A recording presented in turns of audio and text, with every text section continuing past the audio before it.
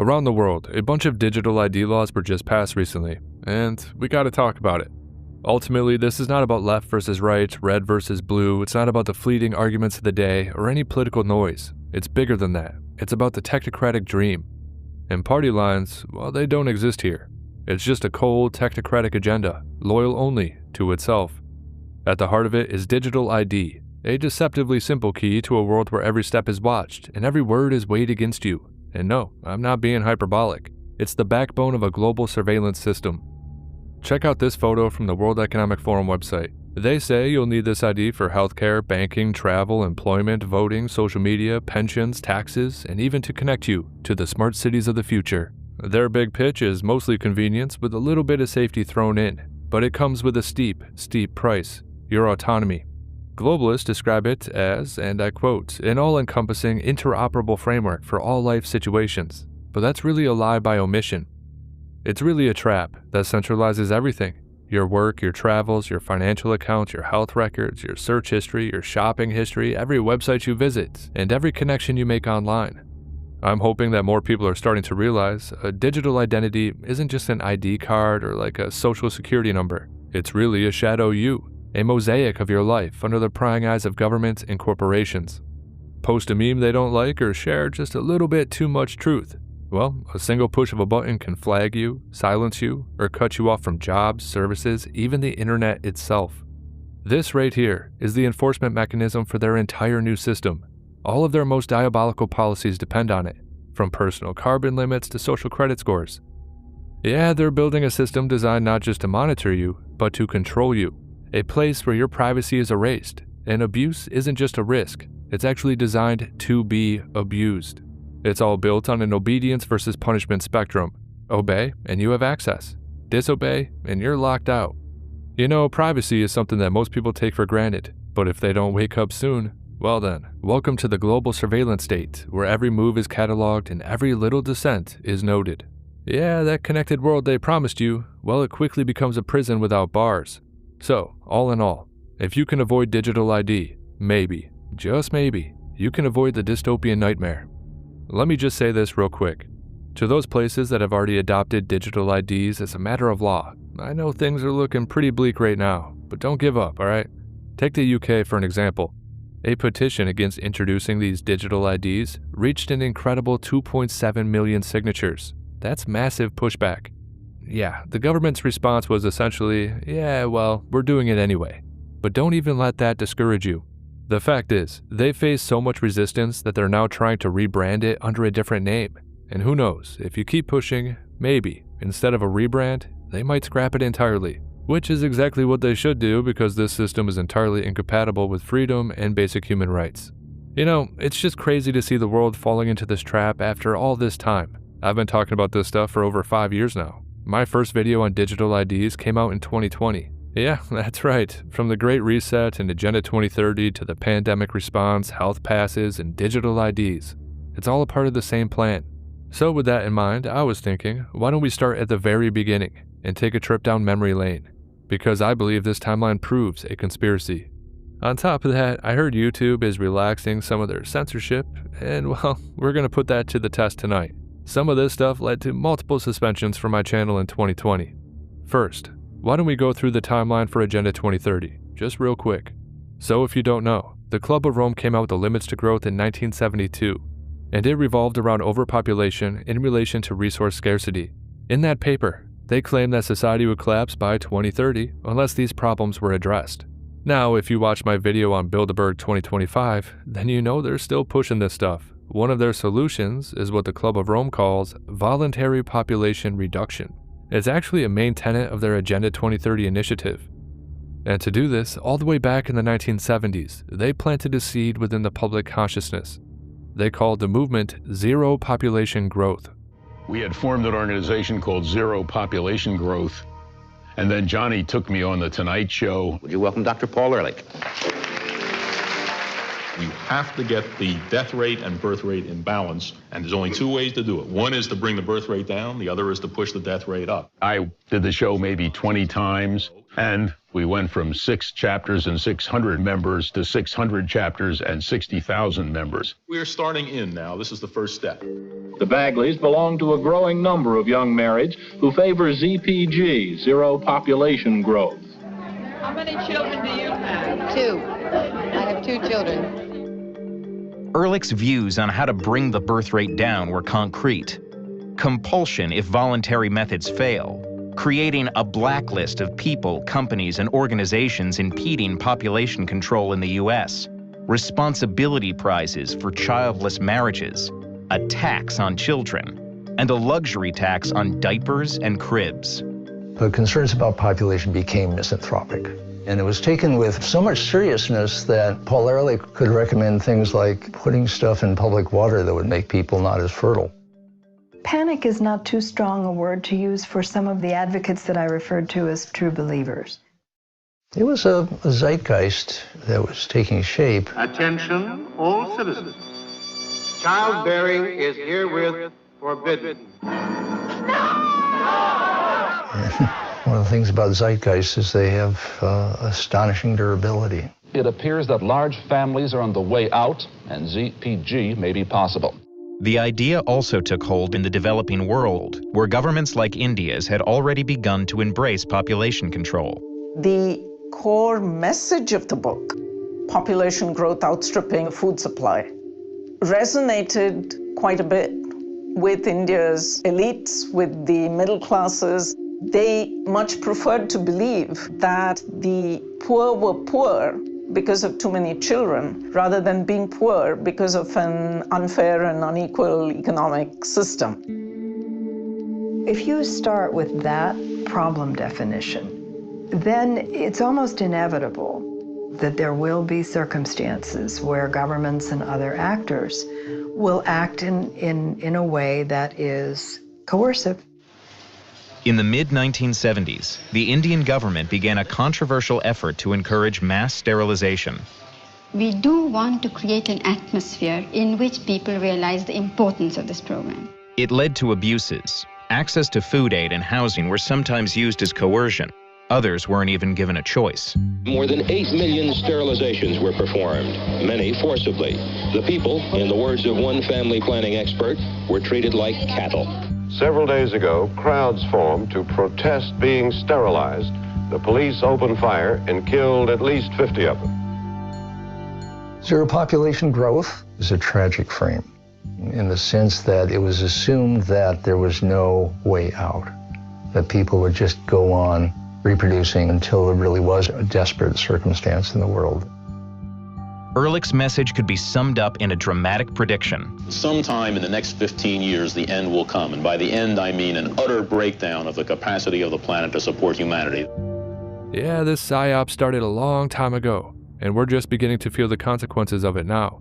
The consequences are a future that could be defined by population collapse and widespread automation to make up for it, which is exactly what they want for the so-called Fourth Industrial Revolution. If you forecast out the transformation that we're going to see across all societies because of AI, robotics, sensor technology, the speed in which this change is going to occur, I could argue in the developed countries, the big winners are countries that have shrinking populations. Okay, that's something that most people never talked about. All right, so in the early 1970s, we had the Limits to Growth and the Zero Population Growth movement. Well, in 1991, the Club of Rome released a sequel to The Limits to Growth. This was called The First Global Revolution.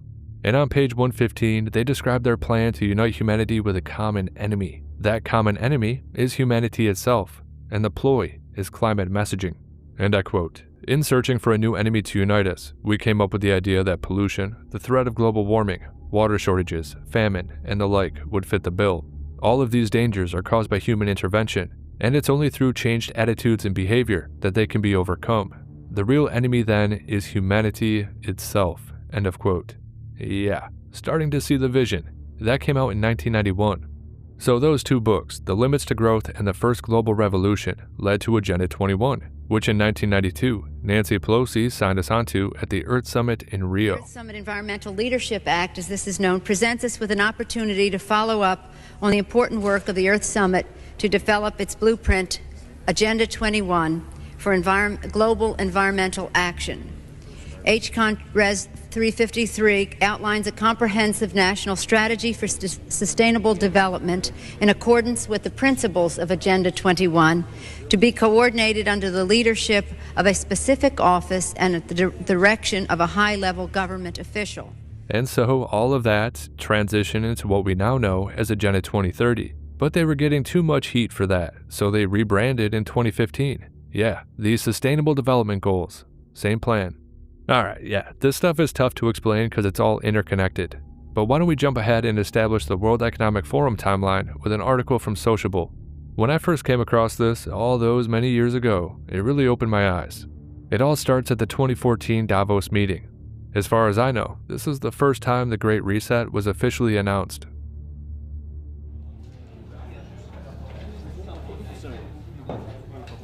If you can, just raise your hand. If I can get a sense just looking around the room of who has a question, it'll let me sort of judge how we need to ration the remaining time. If you can tell me both your name and the news organization you represent. What we want to do in Davos this year in this respect is to push the reset button. Let me explain. The world is much too much still caught in a crisis management mode. And we forget that we should take now into our hands and we should look for solutions for the really fundamental issues. We should look at our future in a much more constructive, in a much more strategic way. And that's what Davos So yeah, check the date in the corner, 2014. Also in 2014, they published their agenda, entitled The Reshaping of the World. In 2015, they released another one, We Need to Press Restart on the Global Agenda. In 2016, How to Reboot the Global Economy. And in 2017, Our World Needs a Reset and How We Operate. Alright. So we established that they had a plan to reset the world long before the official health crisis popped up in 2020. And so let's run the dates for digital ID and see how everything lines up. Now, do you remember ID 2020? Well, guess what? They actually started talking about that in 2014 as well. But we have to jump ahead 2 years, because that's when the first big development happens. In 2016, ID 2020 announced their big plans for public-private partnerships. They formed an alliance between Microsoft, Accenture, Gavi, and the Rockefeller Foundation, which is interesting in of itself, because Bill Gates has his fingerprints all over each and every one of those organizations. But there's another connection too, public-private partnerships. That economic system is the foundation of Klaus Schwab's global economic plan, stakeholder capitalism, which of course is blatant corporatism, merging the public sector, governments, with the private sector, corporations. Yeah, the only difference between fascism and the World Economic Forum vision is the nationalism. Alright, yeah, of course they don't want that. They think in global terms. They want global government. Anyway, the main takeaway is that they were already merging concepts right from the start. They knew exactly what they were doing. So, in that same year, 2016, ID 2020 announced the Freedom as a Service concept, which sounds dystopian, doesn't it? In 2017, ID 2020 said, and I quote, "By 2030, our goal is to enable access to digital identities for every person on the planet." Now, as it turns out, the ID 2020 Alliance members are also founding partners of the World Economic Forum Center for the Fourth Industrial Revolution, which opened on March 24th, 2017. So yeah, they weaved in another concept into their grand design, the Fourth Industrial Revolution, automation, AI, robotics, all that stuff. In my opinion, they did this for two specific reasons. Number one, as I said, they want to reduce the population. And number two, their grand design demanded it. The Fourth Industrial Revolution, with its AI and automation, wasn't just progress. It was their plan to reshape the world after they broke it. I contend that they knew their economic reset, sparked by a convenient pandemic, would gut industries. 114 million jobs were wiped out in 2020 alone, and it left the job market in ruins. And as a remedy, they push automation hard, robotics, algorithms, and machines to replace you. But that's only half the game. You always get the carrot or the stick with these people. Enter universal basic income, the shiny carrot to keep you docile, and of course, chained to a digital ID. If you want that monthly check, well then hand over your biometrics, your data, and your life. Step out of line and they'll cut you off. No bank account, no services, no survival. It's not really a choice. Disobey and you're erased. We're not there yet, alright? Universal basic income is still a couple steps down the line in their big plan, but it's still relevant. Anyway, this brings us to 2018, a year before the official outbreak. In September 2018, the World Economic Forum released an insight report in which they laid it out plain and simple, and I quote, "Digital identity determines what products, services, and what information we can access, or conversely, what is closed off to us," end of quote. Basically, it's going to connect to your entire life. Internet access, what media you can consume, underpinned by their censorship models, tied to your financial records, shopping history, medical health records, DMV records, everything. And if you don't comply, well then services will be closed off to you. Yeah, they openly claim that if you don't comply, they'll essentially lock you out of society. Great. You know, they even describe digital ID as some kind of virtual umbilical cord that continuously links each individual to their technological life in the smart cities of tomorrow. Alright. So as I said, it's tough to explain this in a coherent manner. So back in 2014, they announced a grand plan to reset the world, right? And over the years, the pieces were starting to fall into place. But deep down, they knew that no one was going to go along with this willingly. So ask yourself, how do you convince billions of people to hit pause on their lives while you dismantle and rebuild a global economic order? It's not going to happen by itself, that's for sure. And so what's the remedy? Well, a tried and true method. Chaos. That's right, a global crisis. Engineered, but sold as inevitable and perfectly timed. Yeah, here comes the simulations. In May 2018, the World Economic Forum partnered with Johns Hopkins to run Clade X, a fictitious pandemic exercise to test the world's readiness. And they concluded we weren't ready at all. Now, over a year later, in October 2019, the World Economic Forum once again teamed up with Johns Hopkins. But this time, they also included the Bill and Melinda Gates Foundation for Event 201. And here's where it gets pretty crazy. The Event 201 scenario is eerily similar to what unfolded. They simulated a novel coronavirus that jumped from bats to pigs in Brazil, and then it exploded through an international airport. And here's a clip from their simulation.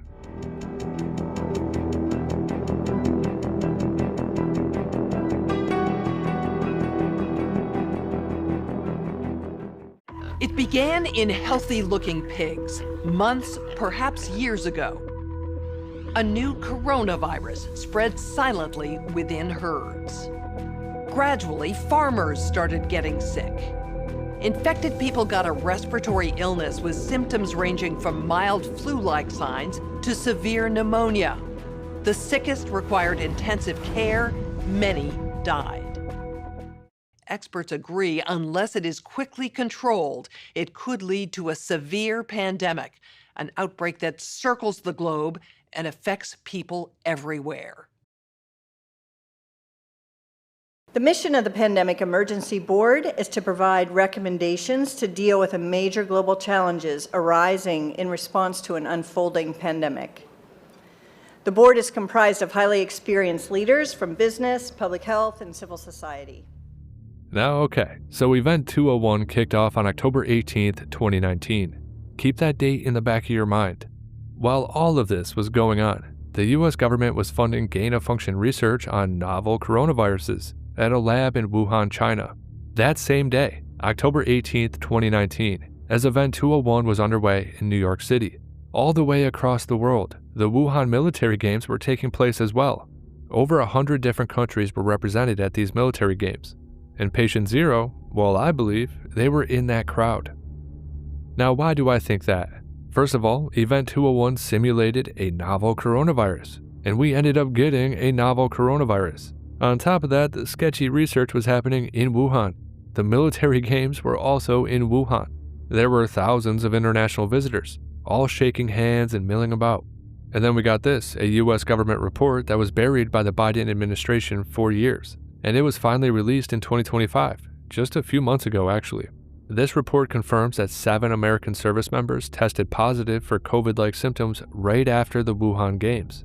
And I believe, in my opinion, that this was ground zero, so to speak. It all lines up. But given everything I just laid out, that doesn't seem like a coincidence to me. That sounds, scripted. And of course, as we know, from there it kind of simmered for a while before snowballing into a full-blown crisis. By March 2020, the WHO declared a pandemic status for the entire world. And man, oh man, they were ready to tie everyone to a digital leash right away. I mean, there's no way that's a coincidence, right? They hold a simulation in which a coronavirus ravages the world. Ultimately, it upends governance structures and the global economy to boot. And then coincidentally, almost simultaneously, a coronavirus leaks from a lab. And their very detailed simulation that includes everything from government policy to media talking points and censorship practices play out in reality exactly as they talked about. Okay, sure. I mean, look at all the other predictions they come out with, all the predictive models.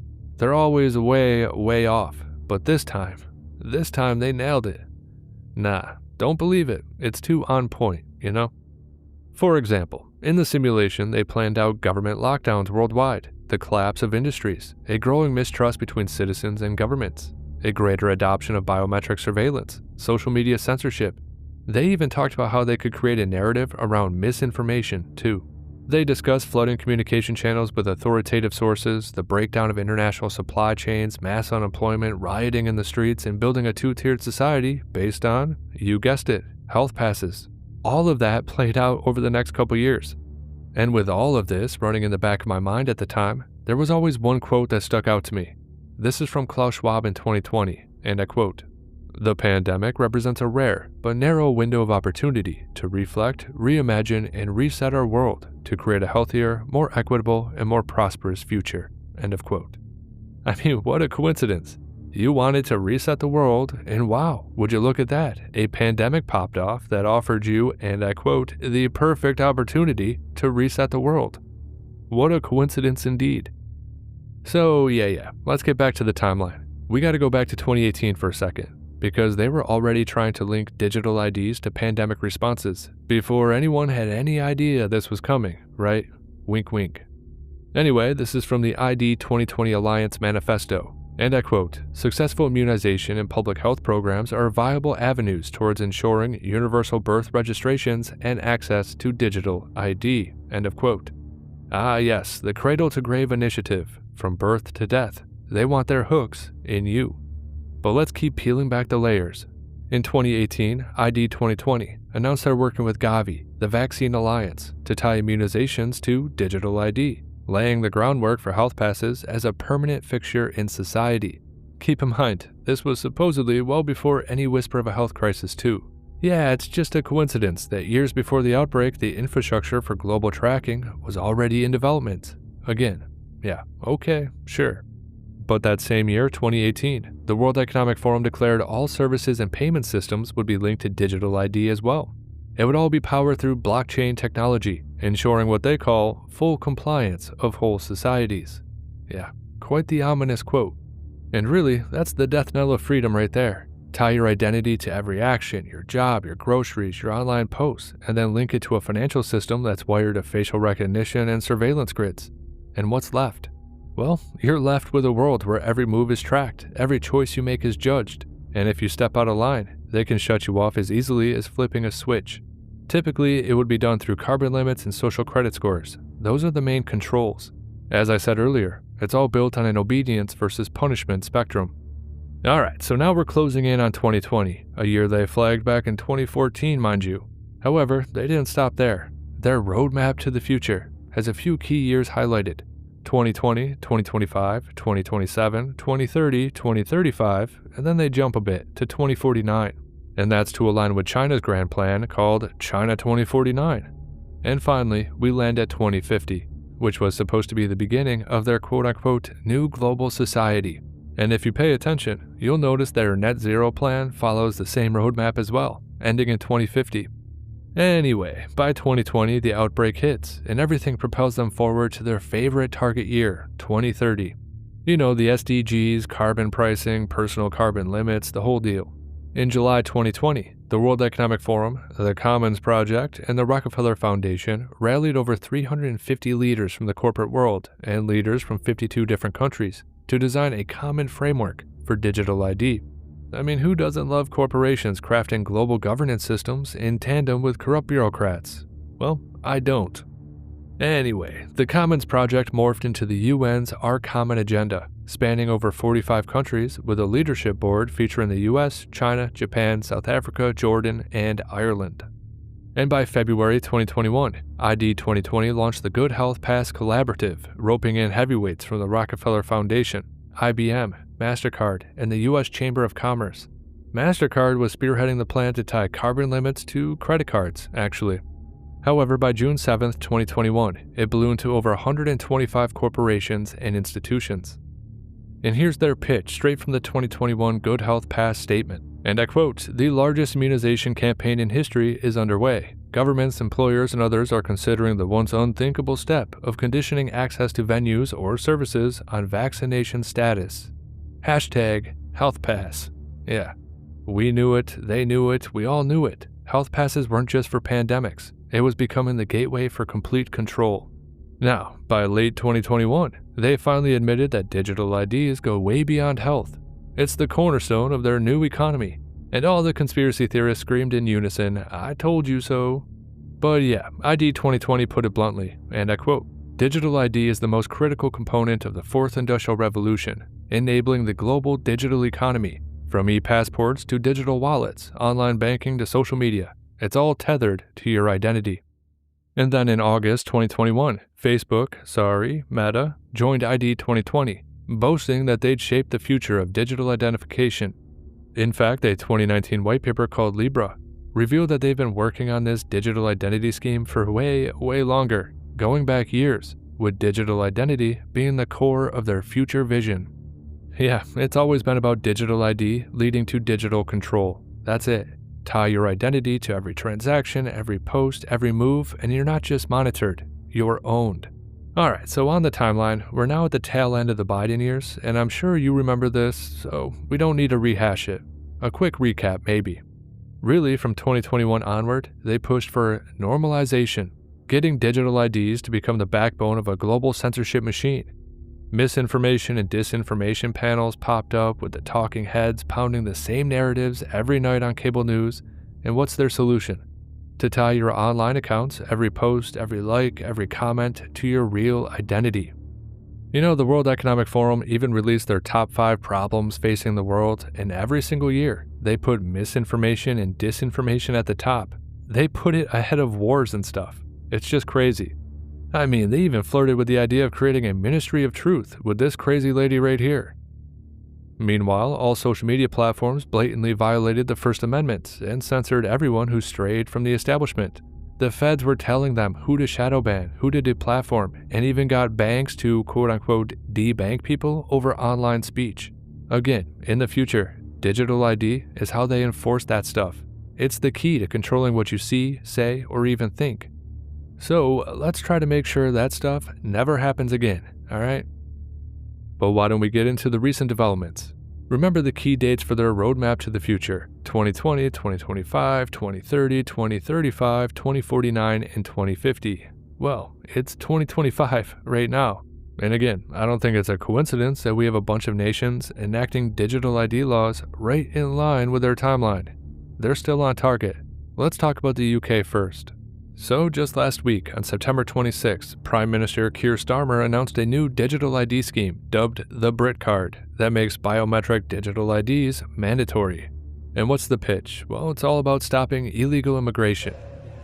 And that is why today I am announcing this government will make a new free-of-charge digital ID mandatory for the right to work by the end of this Parliament. Let me spell that out. You will not be able to work in the United Kingdom if you do not have digital ID. It's as simple as that. Bosses who are prepared to hire people illegally are not asking them for their national insurance card. So what's the evidence? What makes you think they're suddenly going to ask them for a digital ID? We need to be really clear. You must have ID, mandatory digital ID, in order to work, because we have to stop illegal work. Ah, yeah, the classic playbook. Create the problem, exploit the problem, and then offer the solution that ultimately tightens the noose. I mean, they stoked the migrant crisis. They created this, made life unbearable for everyday citizens. And when the public finally demanded answers, out comes digital ID as the magic fix. Everybody saw this manipulation coming a mile away, predictable as ever. And from there, it only took a day or two for the government to admit this isn't just about migration checks or jobs. By late afternoon on announcement day, officials were already floating expansions. In time, they said. The mandatory biometric digital ID will roll out for renting a home, claiming benefits, opening a bank account, age verification for online services, enrolling kids in nurseries or schools, and even voting. They won't be mandatory right away, but it will be. This is not to help you. It's the gateway to a full-spectrum surveillance state, where your biometrics, your photo, your fingerprints, your residency status are locked into a government app, shared with employers, landlords, banks, and who knows what else. One ID to rule them all, basically. They have a problem in Europe. See if you can relate to this at all. They have a problem in England with people coming across, the water and just invading the country, and then they're taking all the jobs from decent Brits, and they haven't stopped them. They're welcoming them in. They're not turning them away. They're not sending them back home or anything. But to solve the problem instead, they're just going to have everybody have a digital identity. That way, you'll know if they're a British citizen or not. Okay. There's an easier way to solve this. I don't know. You just stop the illegal immigration. You would send people back. You do that. You do that. No. Now, I want you to understand, and I don't know if I have time to get into this today, but this is the way progressivism works. They create the idea, and then they cause the problem that they can go back and say, we need to do this to solve this problem. Okay? So they've caused the problem of illegal immigration. They've caused the problem of all of these things happening on their streets. But don't worry, they've already designed the answer, and it's digital identity.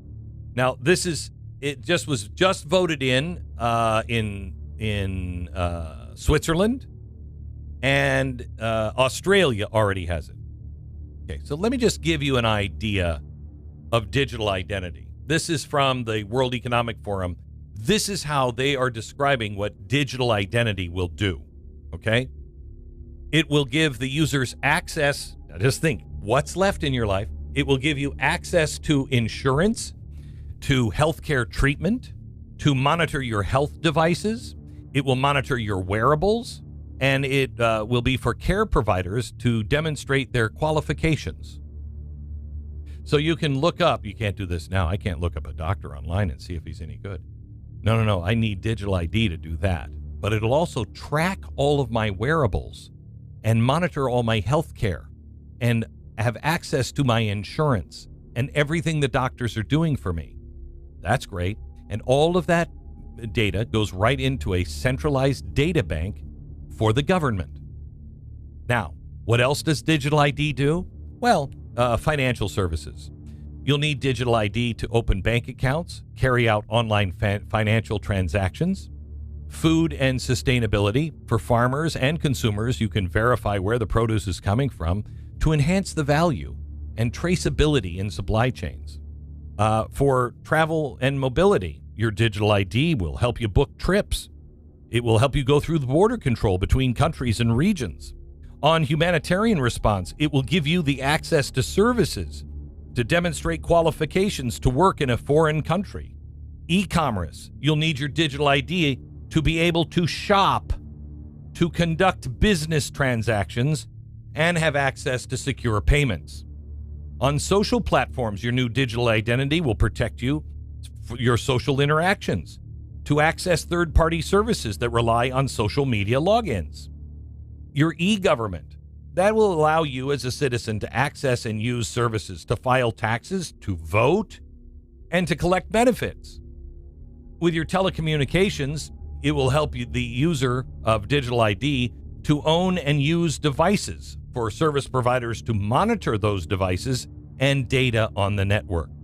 And telecommunications also to monitor devices and sensors transmitting such data as energy usage, air quality, traffic congestion, all of those things. So you can see how helpful it's going to be. It will be in every aspect of your life. Now, the only thing that this leaves out is a digital currency.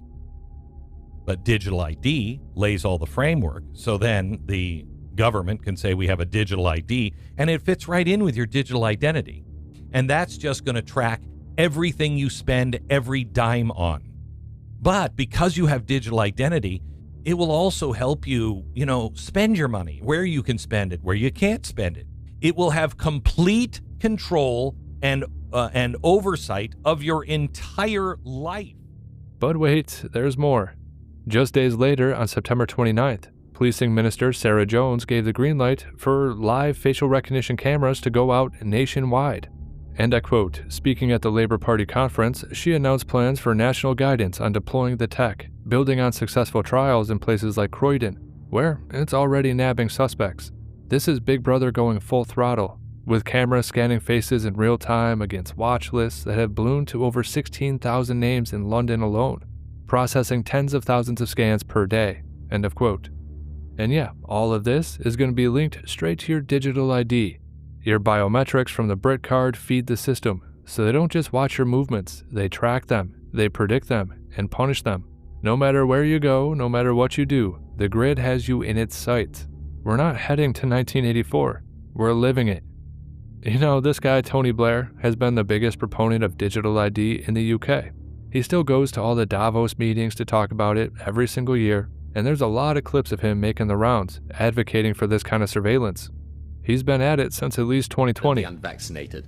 So both here at home, if we do have to adjust some of the freedoms because of the rising pressure from new variants, then it's important at least to ensure that those people who are vaccinated have the maximum freedom they can. And I think that could also be done for travel. If you're double vaccinated, it should be much easier to come in and out of the country.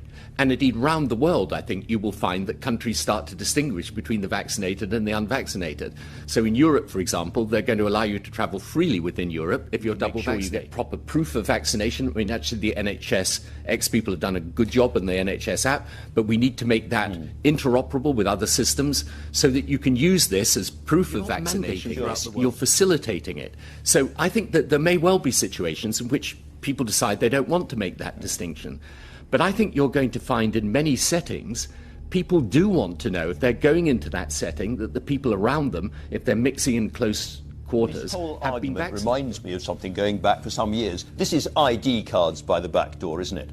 Look, I was then, I remain even more convinced today, particularly with biometric technology, the world will move to biometric ID, and they'll do it because in the end it's better for people. It's not about, look, the amount of information government's going to have on you is going to be minimal compared with what your local supermarket has on you. So this is a completely sensible way to go, and I think you will find right round the world that people move in this direction because it will facilitate the access to government services. And by the way, in some of the developing countries, it will cut out biometric ID. I mean, as you know, my view is the whole world's getting changed by technology. The big political debate we should be having, we're not really having it, is how do you master this technology and harness it for the public good?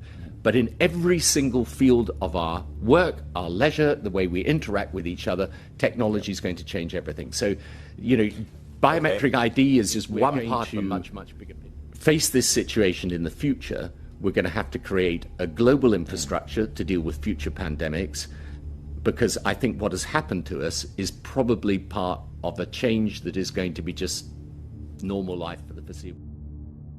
But more recently, the Tony Blair Institute dropped a report just days before Starmer's announcement, urging mandatory digital IDs with the promises of €2 billion in savings. We cannot continue with business as usual, and change is inevitable. This is where technology, like digital ID, becomes critical.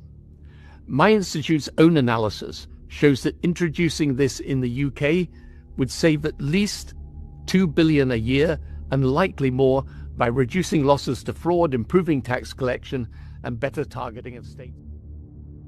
So I came across a rumor about Tony Blair. The rumor claimed that his son's company snagged a $100 billion government contract to build and monitor the whole digital ID scheme.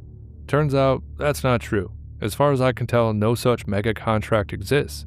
But where there's smoke, there's fire. Tony Blair did in fact pocket $257 million from Larry Ellison, a tech titan who makes nearly €1 billion a year managing the UK government's tech infrastructure. And Tony Blair lobbied ministers last year to force them to use Ellison's company, and that positioned Oracle as the go-to for the database backbone of this surveillance system. You know, this reeks of the same old type of cronyism. It's the elite playbook, really. You put money into the think tank, you shape the policy, and then after, you cash in on the contracts. And that turns your dystopian nightmare into their payday. How nice is that? Well, what's the importance of having that basic digital infrastructure in place? You know, cloud services, the data centers, digital identity. How important are these things to put in place so that the rest of the system works effectively? Well, I think one of the most important things is not to put the digital infrastructure in place and make sure it is secure. And often it needs to be sovereign. So I think countries are very uncomfortable with keeping their data in other countries' data centers. So I think part of our essential infrastructure, just like airports obviously need to be in our country, or they're not terribly useful. Ports need to be in our country, and they're not terribly useful. Data centers, because of the privacy requirements around the data, need to be in our countries, or they're not terribly useful. They need to be in our countries, but they also need to be secure. And there are new technologies right now. This is the last year you will ever log on to an Oracle system with a password. Next, by the middle of this year, well, how do I mean, I'm quite certain you are Tony Blair. So how do I know? Well, I look at you, I hear your voice, I listen to the kind of questions you ask.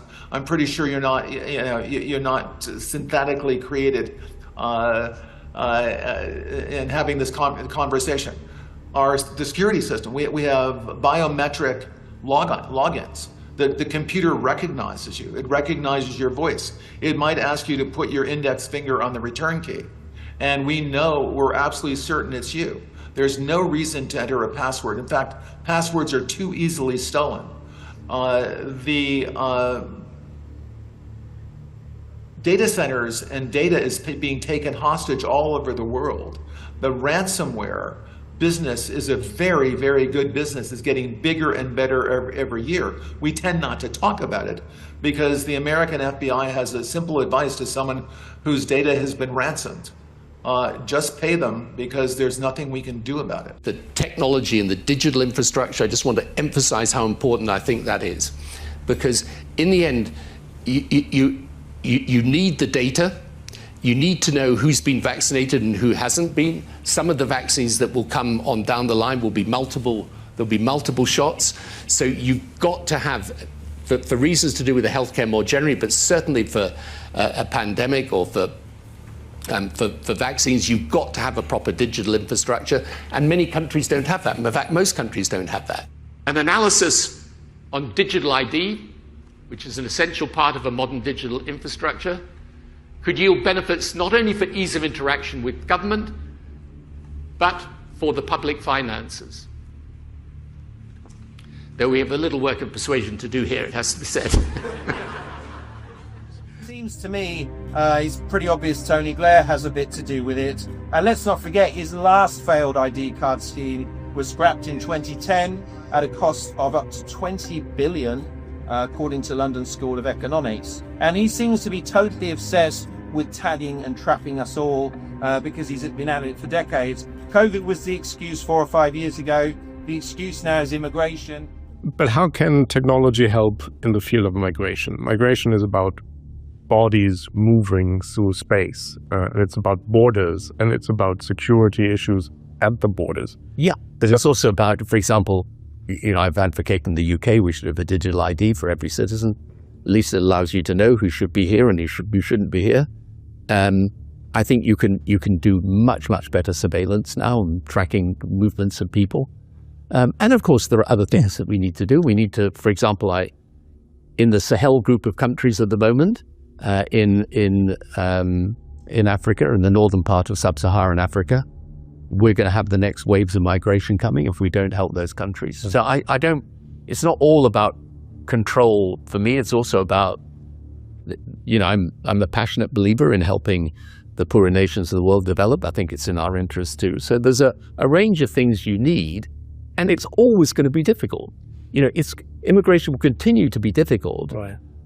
But countries that are anti-immigrant have got a problem.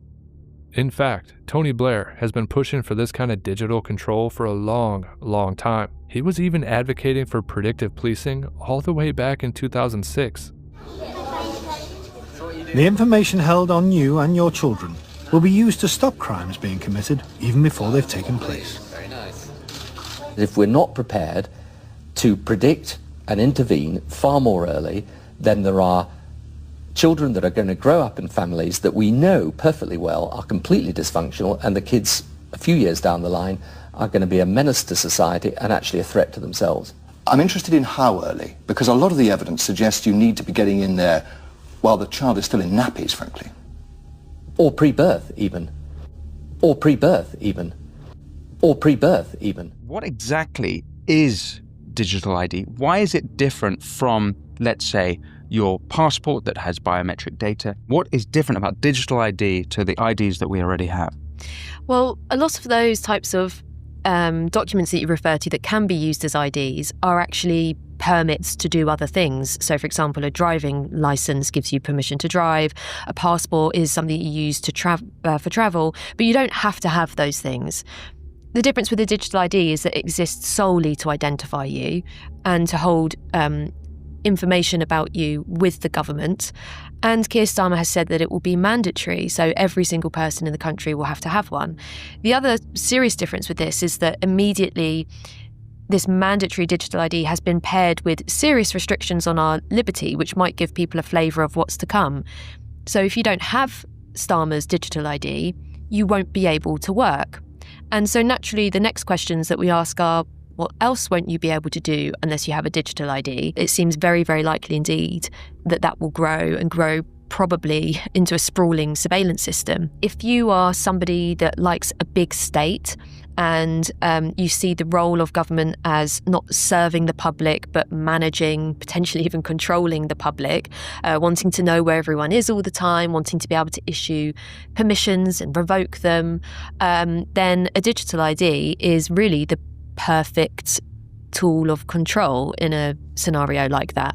And I think there are governments around the world that have them for that reason, basically for population management. For example, in the government's press release on digital ID, they reference the digital ID scheme in India.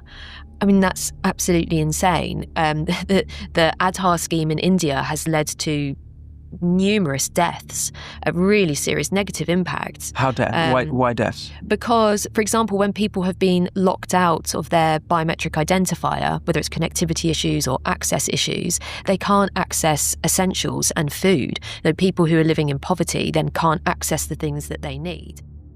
All right, so why don't we talk about Larry Ellison? Trump brought this dude out a while ago, along with other technocrats like Sam Altman, for some new initiative, a health initiative. They're going to monitor your health data. Yeah, no one should trust this guy. This is what I mean when I say there's no party lines here. Everybody is getting in bed with these corrupt technocrats. Anyway, as I said, through the Ellison Institute and Oracle, he funneled $257 million into Tony Blair's think tank. But he also lobbied UK ministers for prime access and positioned his company to manage the whole back end. Cloud storage, AI analysis, everything, the works. And his company is already migrating UK data to its servers, making Britain the perfect lab rat for their surveillance dreams. But let's talk about Larry Ellison's plan for the US. His family empire is gobbling up media. His son just swallowed Paramount and CBS in an $8.4 billion deal that Larry Ellison bankrolled. And they're also trying to get Warner Brothers and Discovery next, so CNN and HBO. However, if you add in Larry Ellison's lead role in the US-backed TikTok takeover, well, now you got one guy with unprecedented sway over what, 170 million Americans see, hear, and scroll. That's way, way too much power. He's controlling the news, the feeds, and now the IDs to track it all. Yeah, this guy right here, Larry Ellison, is one of the main guys behind the digital ID dystopia, and Ellison himself preaches total surveillance as public safety. In a 2024 investor pitch, he unveiled his big blueprint. The police will be on their best behavior because we're constantly recording, watching and recording everything that's going on. Citizens will be on their best behavior because we're constantly recording and reporting everything that's going on. And it's unimpeachable. The cars have cameras on them. I think we have a squad car here someplace. But those kind of applications using AI, if we can use AI, and we're using AI to monitor the video. So if that altercation that occurred in Memphis, the chief of police would be immediately notified. It's not people that are looking at those cameras, it's AI that's looking at the camera. No, you can't do this. It would be like a shooting. That's going to be an event that's immediately, an alarm's going to go off, it's going to be, and we're going to have supervision. In other words, every police officer is going to be supervised at all times. And the supervision will, and if there's a problem, AI will report the problem and report it to the appropriate person, whether it's the sheriff or the chief or whomever we need to take control of the situation. We have, same thing. We have drones. If there's something going on in a shopping center, and I'll stop. A drone goes out there, get there way faster than a police car. There's no reason for, by the way, high-speed chases. You shouldn't have high-speed chases between cars. You just have a drone follow the car. I mean, it's very, very simple.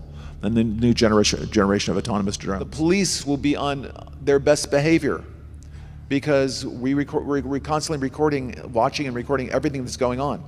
Citizens will be on their best behavior because we're constantly recording and reporting everything that's going on. Citizens will be on their best behavior, huh? Well, after giving it careful consideration, I have decided to become much, much worse. On top of all of that, he's also been making the news recently because he's doing a bunch of sketchy shit with Israel. He's going all in on helping them censor people. So, keep that in mind. Alright, let's get into the rest of the world. Just days after the UK digital ID law was revealed, Switzerland voted yes on digital IDs on September 28th with a razor-thin margin of 50.4%. So yeah, as far as I know, that ties digital ID to all banking services, digital wallets. But I bet that vote was rigged, by the way. However, then we have Canada. Canada is right behind everybody. They've been working on their own version for a couple years now. Mark Carney was actually in the UK as Starmer unveiled his big plans. And now Ottawa's announcing a national digital ID program that has the WEF fingerprints all over it. This is all coordinated. So let's jump to Australia. They passed their own version of this quite a while ago, but are now touting their quote-unquote gold standard program that's going to be used for pretty much everything. The state government is about to launch a new form of digital ID that means you'll never have to hand over your personal details to anyone again. It will all be stored in the Service New South Wales app on your phone, which will prove you are who you say you are. A radical plan to crack down on social media abuse is being considered by the federal government. For more, Nine's Oliver Haig joins us live in Adelaide. Ollie, how will it work? Layla, good morning. Essentially, it will work the same as a passport. Australians forced to submit 100 points of identification, like their driver's licence or passport, when using social media accounts like Facebook and Twitter. Now, police would have access to those social media accounts, and it's all part of a crackdown on online abuse. Now, users could be liable for defamation suits or even criminal prosecution, and it's all part of a plan hoping to deter people from engaging in bad behaviour. Now, the recommendations were handed down by a federal parliamentary inquiry. They're reforms that are being considered by the Morrison government, with the chairman saying there is merit to remove the veil of being anonymous. Layla? We've taken another step towards a cashless society. A big bank has confirmed customers in some locations can no longer withdraw money over the counter as branches continue to wind back services. It's up there with the pub with no beer, the bank with no cash. ANZ has confirmed some branches no longer handle cash at the counter. Others are directing customers to smart ATMs for cash transactions. The latest figures on ATMs shows the number of machines has more than halved, from almost 14,000 back in 2017 to around 6,000 in the middle of last year. For years, cash was king, but not anymore. Hello there, I wondered if you had any change for a $50 note. No, I don't have any cash. Don't use cash anymore these days? No, definitely not. No change at all. Never? Never.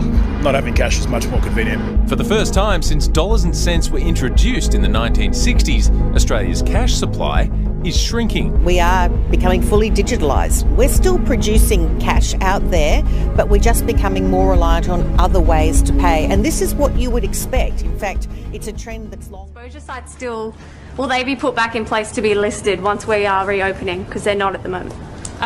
We will be looking at what contact tracing looks like in the new world order, in the new world order, in the new world order. And that's just the way it is. We've got to accept that this is the new world order. We've got to accept that this is the new world order. We've got to accept that this is the new world order.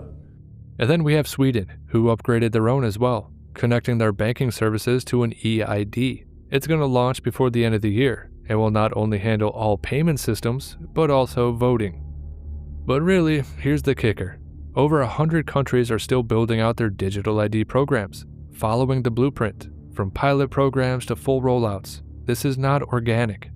I mean, we also have India, of course, with their Aadhaar program, 1.3 billion people using it for all services. Another place that India leads, but there's a lot more that all of you can be involved in driving forward, is this digital public infrastructure.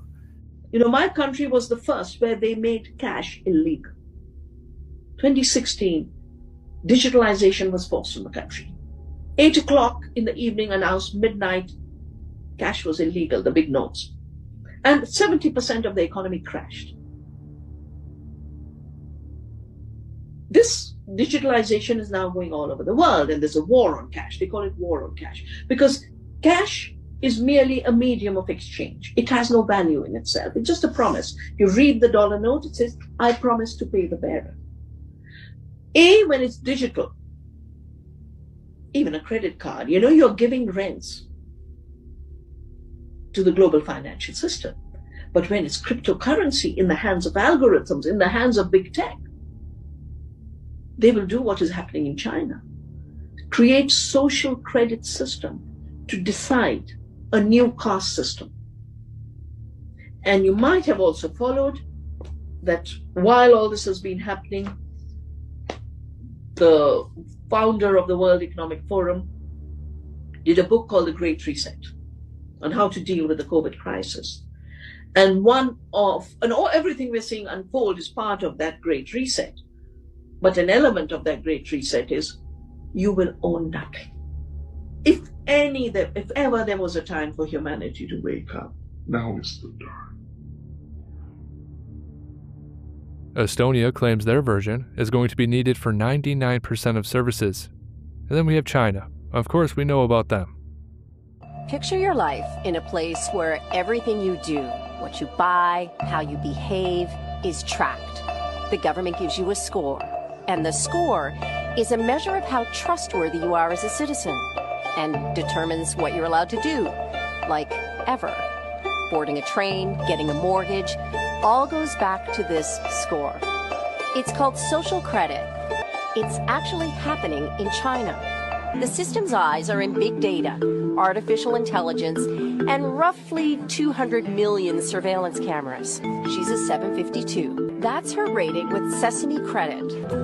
You start with 1,000 points, and you can print out your report anytime.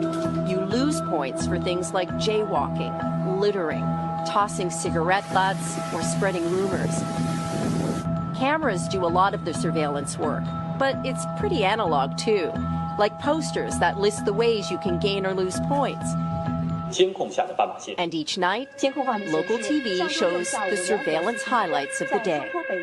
She's an information collector, a paid enforcer who walks around and writes down deeds about her neighbors. Like the man who carried a drunk person home. Things like this are good deeds, she said. But the farmer overheard swearing and being rude. Yeah, bad deeds. Her quota is 10 a month. She likes the work. Thinks the city's... However, then we have South Korea, who tied their new digital ID to biometric surveillance. From healthcare to banking, they got you locked down. And then we have Singapore. Digital ID is used by 97% of citizens already. And then we have Denmark, who upgraded their version via public-private partnerships, banking, healthcare, taxes, you know the deal. We have Nigeria, who were really the first testbed for this cradle-to-grave initiative and are bragging about how they finally reached 100 million people on this program. Yeah, big tech has been in Africa using them as a testbed for all this stuff. Typical. We even have the United Arab Emirates, who are bragging about how they linked digital ID to facial recognition services. And then finally, we have the entire EU, who are now at the point of having a digital wallet tied to a digital identity, and it's becoming mandatory. It's kind of funny how the entire world is implementing digital IDs at once. It must be a coincidence, right? Putting you in control of your information and providing a secure and convenient way to access online services. There really is an almost global push towards getting the West and other countries signed up to a system of digital identification. Ontario's digital IDs will be launching later this year. Digital identity wallets, it's an European tool. So what's being talked about is a digital ID. Anda mesti ada dengar pasal identity digital national kan? And we've seen this come out. This is the language of places like the World Economic Forum. Digital identity is increasingly the cornerstone of how we engage in society.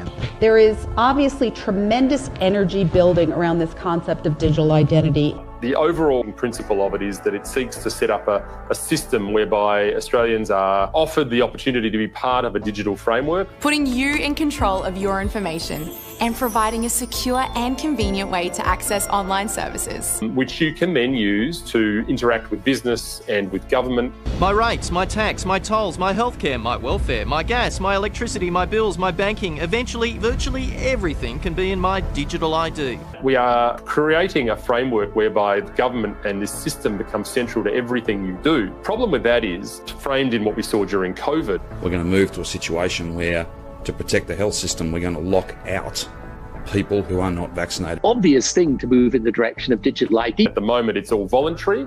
And we're told it's voluntary. If you're an individual, you will not have to have one of these digital ID. Once the framework's in place, it's not that difficult to amend bills to make it completely compulsory. The government's position on COVID-19 vaccinations is that it is voluntary. The vaccine mandate has kicked in. This gives government the opportunity to turn you on or off, whether you are naughty or nice. Imagine needing to go to hospital and needing to use your Medicare, but not having, having been a holdout for digital ID. Oh. Well, perhaps you just don't go to hospital. And we might all laugh at that, but that's basically what we saw during COVID. There are an untold number who are being denied these life-saving organ transplants because of their vaccination status. Sheila Annette Lewis has died after she was refused an organ transplant because she refused the COVID vaccination. And this is the framework we're setting up with this bill here. And it looks like the government are going to ram it through without debate. And the ramifications are huge. Imagine plugging this into a central bank digital currency and plugging it into data from surveillance. You give yourself a turnkey society potentially whereby people can just be cancelled. And we saw that in Canada with the truckers. Banks have already started to freeze the accounts of people involved in the protests. If your truck is being used in these protests, your corporate accounts will be frozen. And if you want to look into the dystopian future, have a look at what China are doing, where people can be deducted from their bank account for jaywalking because the camera saw them, they have a digital ID and their WeChat bank account just gets deducted without them even doing anything.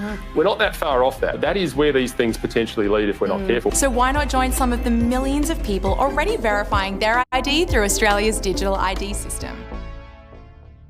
You know, earlier I mentioned the globalists pitch for it as something used for all life situations. And they weren't lying. It's the linchpin to the entire system. For example, digital ID for climate. They call it saving the planets, but it's really just about watching you. Governments from the EU to Australia are pushing systems to track your carbon footprint, every flight, every purchase, every kilowatt you use. tied to your ID. The World Economic Forum has floated climate refugee passports and new tax structures based on your quote-unquote environmental score. And that's already in discussion. Your choices become their data, your life a ledger for their judgment. And then we have digital ID for healthcare. Health passports born in the pandemic era are now a permanent fixture. The EU's digital COVID certificate paved the way, and countries like Canada and Singapore are testing broader health IDs that log vaccinations, medical visits, even mental health. It's sold as public safety, but it's all about mass compliance. That's it. And then we have digital ID for central bank digital currencies. You know, their new global economy. Yeah, cash is fading, replaced by digital currencies tied to your identity. And in the US, the UK, and the EU, they're piloting CBDCs that require verified digital IDs to gain access at all. Anonymity is dead. Every coffee, every donation, every cent you spend is recorded. Step out of line, and they can freeze your account with a keystroke, punishing dissent without a trial. Not good. And really, we have to hold Trump to this promise right here. We gotta do it. And tonight I'm also making another promise to protect Americans from government tyranny. As your president, I will never allow the creation of a central bank digital currency. You know about that?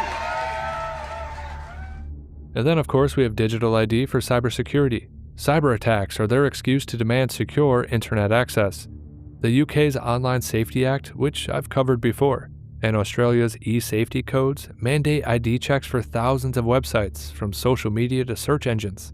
It's a passport to the internet, where your every click is tied to your name, building a profile that's ripe for exploitation. The boundary between crazy but free speech versus misleading people in a dangerous way or inciting them is a very tough boundary. In my case, some of it's even, kind of funny, like that, I'm using chips to track people, although because you're anonymous online, it can be worse. I do think over time, with things like deep fakes, most of the time you're online, you're going to want to be in an environment where the people are truly identified. That is, they're connected to a real world identity that you trust instead of just people saying whatever they want.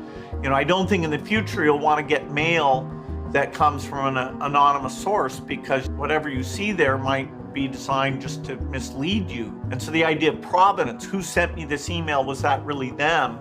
We're going to have systems and behaviors that we're more aware of. Okay, who says that? Who created this? But why? But why is there this sudden global sprint for digital ID? And that's because it's the golden key to everything, basically. They need it for Agenda 2030, and they need it for their new digital economy. Digital IDs and CBDCs are two sides of the same coin. Without digital ID, their digital finance system collapses. They need to know who you are, what's in your wallet, your biometrics, your every move, all mapped to a government ID. But yeah, it's all a part of a bigger global scheme to track everything you read, post, or click on, sold as a fix for bots, borders, and to silence dissent. Now, I don't think this is going to work out for them, but you gotta admit, their pitch is pretty clever. It's evil, but clever. In order to appeal to the right, they say it's a wall against illegal immigration. To appeal to the left, they say it's going to make your life easier, and it's a weapon against hate speech.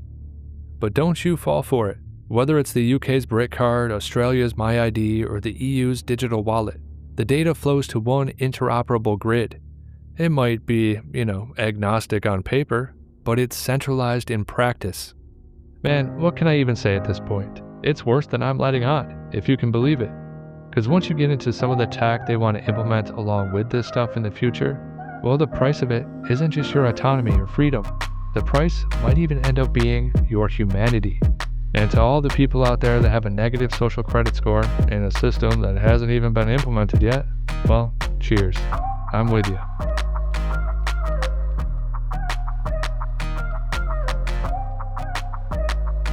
Once again, this is Helio Way.